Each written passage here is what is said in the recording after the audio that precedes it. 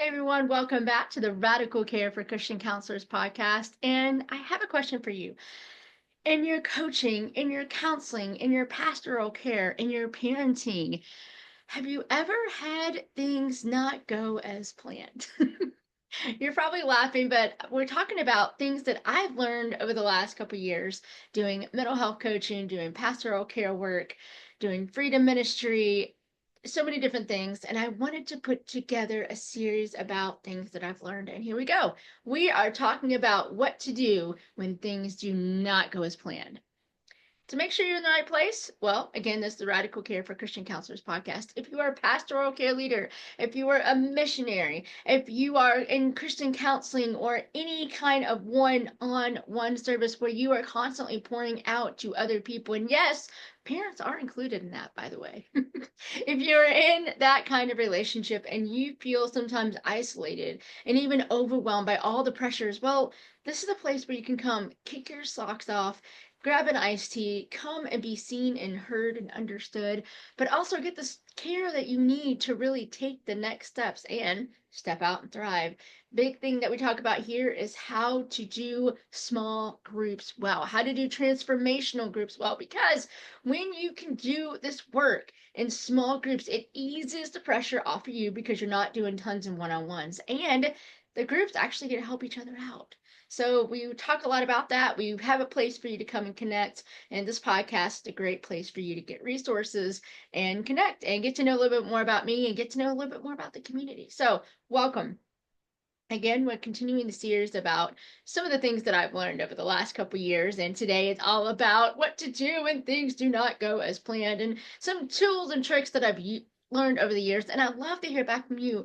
I've been hearing over the last couple weeks from some of you all. I would love to hear if you have personally dealt with this and you have a story. Let me know. You can email me anytime at Bethany@stepoutandthrive.com, and I would love to know your story. For me today, we're going to start in something that I really had to walk through and conquer. And some of you guys have even asked me about this, like, Bethany, how come you went from, having an office to, working virtually online and doing groups? Like, how did that happen? And it wasn't the plan. It really wasn't the plan. So I'm going to tell a little bit more about that story here and some tools and tricks that I've learned. So the story begins a couple years ago when I was fully going into coaching and launching a lot of things. And I was just so excited. You guys know when you start a brand new business, you are fired up, right? And keeping in mind, around this time, like I previously mentioned, I had been working with solo entrepreneurs, really focusing on SEO, which is search engine optimization. Around this time, a couple years ago, was the beginning part of I don't know for sure if I really want to do this way because I was struggling with my own realities of things that I was walking through, being going through the divorce process, also just not knowing where I fit. Everything was so up in the air, and I had the kids that I was taking care of, and I was kind of helping out at the church a little bit. I just come out of another position where I was helping work with kiddos that were overseas that were going to school, making sure that they had proper housing and care. So many things were swirling around. And I just remember thinking, God, I'm feeling called to do coaching. I even have office space. I have a place where I can sit down one on one with people and go deep. This is what I feel like I'm supposed to do. But God, I knew I felt frustrated. I knew I felt overwhelmed. And little did I know around that same time, because, that wasn't enough of a storm in itself. Around that same time, I began the adventure of currently losing more vision and hearing. And how that started out is that I woke up one day, and this is years ago, several years ago, even before this point, and I noticed I was having massive eye pain. And at the time, they said, well, it's because you're doing a lot of work online, which I was. And they said, you need to go and just focus on in-person work. That's what they thought it was. And I said, okay, I will do that. And that's why I pivoted to in person. And I'm like, oh my goodness, this feels so much amazing. I love it. I feel good. I have my office space. I feel legit. That's really what I was really going for it. I feel legit now. I'm not online. I feel legit. I had groups I was helping out at the church. Everything was great. And then we came back again after a routine eye test, and I was like, man, I'm really not focusing. I'm not able to get my eyes to focus. Everything's kind of being blurry. I noticed my eyes were really struggling to adjust the light and back and forth. And so I was like, you know what? I probably just need a new contact prescription. That's kind of what I thought at the time. Went in for that routine doctor's visit, and that same week I actually also had a hearing appointment. And how it worked is that at that specific appointment they said, you know what, you hadn't had a hearing test in a while, let's go ahead and have a hearing test. I didn't notice anything about hearing, but I just, that's what happened. In a week's time, I learned that A, my vision was dramatically decreasing, and B, my hearing was dramatically decreasing. In a week's time, I got both these news, and I was just like, wait, what's happening? Like, and they didn't know. It was a scramble because I had a bunch of different appointments, neurology, vision appointments, more hearing appointments, specialist appointments, psychology appointments. I mean, everything, blood work. I mean, they were just, everybody was kind of scrambling to see what was going on because this was so new. Nutshell of a story came to be as I kept on walking this journey out is that A, yes, both vision and hearing were going down. I've always had optical neuropathy, which is or optical coloboma, which is connected with the optical nerve. That's ever since birth. But because the optical nerve is beginning to thin because of overuse of some of the vision, that causes vision loss, and that makes it really hard for lights to adjust. It also means that the more that I use and strain at my vision, the worse it can get, not only throughout the day, but the worst ability that I have to use that skill. And same thing with hearing, because I've had hearing aids and I am a hearing aid wearer all of my life. Eventually it just gets to the point we all struggle with hearing as we get older, but mine happens a lot quicker because I never had the full range of hearing to begin with. So both of these two things are going down. There's nothing the doctors say they can do. I've been on a roller coaster over the last couple of years of, oh, we can do this, oh no we can't, oh we can do this, oh no we can't. And it's just, I got to the point during all of this where I was like, I'm not even going to any more doctor's appointments because I'm done. Like, I cannot take, all the stuff plus trying to keep work going, plus my kids, plus the house, plus everything. It was just got to be too much. The last thing on my plate that I was really being able to think of is doing something different with my coaching. Again, I'm like, this makes no sense. Until they finally sat me down and started talking to me. And by they, I mean doctors, but also some real people in my life that I said, I need you to talk truth to me because I don't like change. Ain't nobody like change, but I need you to talk truth to me. Like, I need to make sure that I love and get to do what I want to do, but I also need to make sure that I have energy to show up for my boys, to show up for my kids. How do I do this? I don't know how to do this. So one thing I realized really quick is that they told me, Bethany, virtually, when you're connected with a screen and you're doing Zoom like I am now, and you're able to connect that way with other people, you get the vision right where you need to be. You don't have to focus on all these different things. The light's not changing, going up and down. You're standing, you're in place, you feel in control. Same thing with hearing. They're like, hey, we can get you a device where it connects directly to your computer and all the audio goes directly to your hearing aids. So you don't have to strain to hear. That is the best environment for you to do what God has called you to do. And I fought that because the last thing I wanted to do was to work from home and feel like I was stuck at the house. Like, you all, those who know me well, know that I love skydiving, know that I love ziplining, know that I love traveling. I mean, no,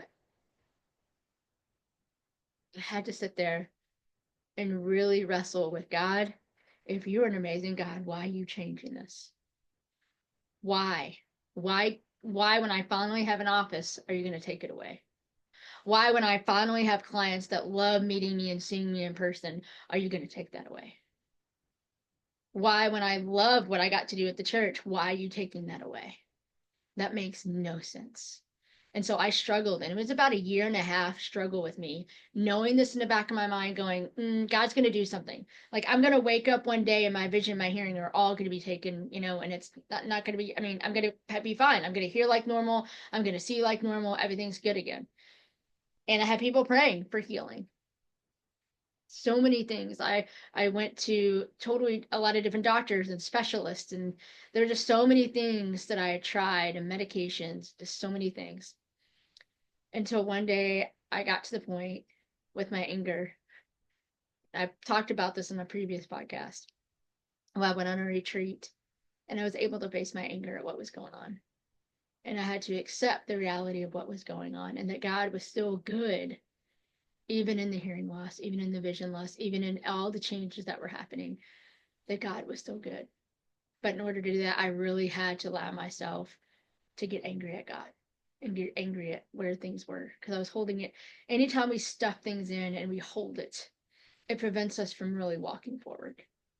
I know that, but let me tell you, and I work with people every day to go, okay, where do you feel that in your body? Let's get curious about that. Let's, really understand what that feels like. Let's walk through that. I get to do that. Guys, I was still doing that with other people as I was having my own struggle. I was working with a counselor. I was working with a coach. I was working with so many amazing people, and I struggled with that. So if you are out there going, yes, Bethany, I hear you. I'm going through something really hard right now, and I'm stuffing the emotions because it's too hard to deal with when it's right here in front of my face. I can't do it. And you know what? My message for you today is you're right. You can't. You can't do it, but God can. God is bigger than all the emotions. God is bigger than our thoughts. God is bigger than our future. God is bigger than our hopes. God is here. God is with us. God is for us. And when we can finally understand and get to the point where we realize it's okay to show up completely broken, completely disappointed, and ask God to come and be with us in that space and realize that He's not leaving and realize that He's not going anywhere and realize that He's not mad at us or disappointed, that He wants to be with us. In that moment, that changes everything. That moment, that retreat where I was able to come to God with everything in my anger and just go, I don't want to do this anymore. That is when things started to change. And it wasn't overnight, but it started to shift because I was able to accept what was going on and I was learning to walk with a cane again, a vision loss cane. I was learning to accept adaptive technology. I was getting curious about what it would look like to actually switch to online. And I was terrified and I was scared. And it was still about a year off before I actually made the full switch because at the time I was working full time or half time in children's ministry, half time in freedom and care, and then I was seeing clients off to the side virtually, and some even still in person that weren't going to switch to virtual. So I was losing clients. If I decided to go to virtual, I would be losing clients that I already had, and I'd be losing my children's ministry position and my freedom and care position. So first thing, I was like, okay, God, I will step away from the children's ministry because that was really hard to do with my vision and hearing anyway. And I was like, it was hard. Like you guys know, I love children's ministry, but I stepped away. I said, okay, God, I'll follow you. So I went to the leadership and they all worked with me and I stepped away and they found a replacement, but I still had the freedom and care. So I was like, okay, this is good. I could focus solely on freedom and care. It goes directly in line with what I'm doing in my coaching. So it totally makes sense. I love what I got to do. I got to work with so many amazing people. And then I started realizing my energy level, especially in person, was starting to tank to the point that I could barely get home some days, barely make it to the couch without just being exhausted. And doctors were telling me, you're doing too much. You're still doing too much. And I said, nothing else can go. And they said, actually, yeah, a lot more can go. And so I started getting curious again. And then I let go of the freedom and care ministry, which was really hard for me. Like I really wrestled with that because I really felt God had called me to that. And he showed me years ago that I was supposed to be doing freedom ministry. It made it very abundantly clear. And I'm like, okay, I'm here. I'm doing freedom ministry and you're taking it away. It's like, this doesn't make any sense. But then I started really pivoting and focusing purely on what Step Out and Thrive was doing, what God wanted to do. And I started connecting with counselors and mental health professionals and pastoral care leaders and those who were hurting because they were constantly doing the one-on-one work, and they felt like nobody had a place where they could just be themselves, where they didn't have to pour out, where they could just be poured into. And I started to get curious. I'm like, why don't we have that? Why is that not a stable part of our areas that we have when we're serving people? Why can't we do that? Why don't we have groups of our own? Why? And I started realizing people aren't experiencing a group like that. So they're trying to create a group that they've never experienced. That can be challenging. And then also they don't get the assistance. They don't have somebody with them. You need a group. You need a place where you feel safe and seen and heard and secure before you can launch a place like that. And so I was like, I can do that. I can do that. And here's the cool thing, being online, I get to connect with people literally all over the world that need that. And then they get to go back to their place, whether it's within arm's reach, whether it's within a phone call reach, and they are starting to have groups of their own within arm's reach where they can call and check in and be together and eat a meal together and share and just be seen and heard and understood and not be fixed. And then they can take the skills and experience that they're learning, and they can put it into their counseling, they can put it into their ministry, they can put it into their groups, they can put it into go overseas for missionary work. Moms and dads are using it with their kids. You guys, that's freedom ministry. It's not at all what I actually thought I was getting myself into. I thought I knew for sure what freedom ministry had to look like. I thought it had to be in person. I thought it had to look a certain way. And God's like, will you just trust me? Trust is hard. Trust is really at the beginning of all of this. Where does it look like where you are struggling with trust today? Sometimes we lose trust in our own abilities, and that's why we don't pivot when we feel like God's leading in a different way. Sometimes we don't trust Him. I mean, can we be honest? Sometimes it's like, God, this makes no sense. Other times it's like we have such an idea of what our dream is supposed to look like that when God says something different, you're like, well, wait a second. No, we're going this way. And God may still be leading you to your dream. It may look completely different than what you thought. And here's the thing, when we let go of that, when we let go of what we feel like it's supposed to look like, God gets to create what He wants it to look like. And you all, here's a hint, it's always better than what we thought. Always. Always. And so those are some lessons that I've had to learn and that I'm learning. There are still changes that are happening in my life where I'm walking some of this out and I'm going, this is hard. But one thing I'm learning is that I have people in my life where I can just be angry, where I can cry, where I can be happy, where I can just be myself and they love me nonetheless. And not only that, if I didn't have that, I wouldn't be able to do the groups that I'm able to do with the people that I dearly love. So, what does this mean for all of you today? I want you to sit back and really get curious about, God, where am I not flexible right now in my life? God, what do you have to say to me about that? What areas am I struggling with the most? Before you even go there, God, what areas have you shown me to be flexible in? What areas are you proud? What areas have I seen you help me grow? And then focus on where He wants you to go. A lot of times I struggle with that. I always go, well, this needs fixed. And God's like, okay, wait a second. Let's start with like where you're at right now. And I'm proud of you and that I love you just the way you are. Like, oh yeah, I forgot that part. So I hope this was some encouragement to you. And if you're one of those that go, Bethany, these groups that you talk about, I have no idea what you're talking about. I've never experienced a group like that. That's why we started check-in Thursdays, which is every second and fourth Thursday of the month over at Step Out and Thrive. And it's a Zoom call just like this because I'm virtual. And people learn how to basically check in and learn what it looks like to have a safe place. And it's just a common group of anybody that really wants to come on and join. And your first time is completely free because we want you to experience it. But something that you like and something you want to continue and to have that community every other week, it's $25. and you get resources with all this podcast stuff, plus all my other resources, plus a great community to be connected with.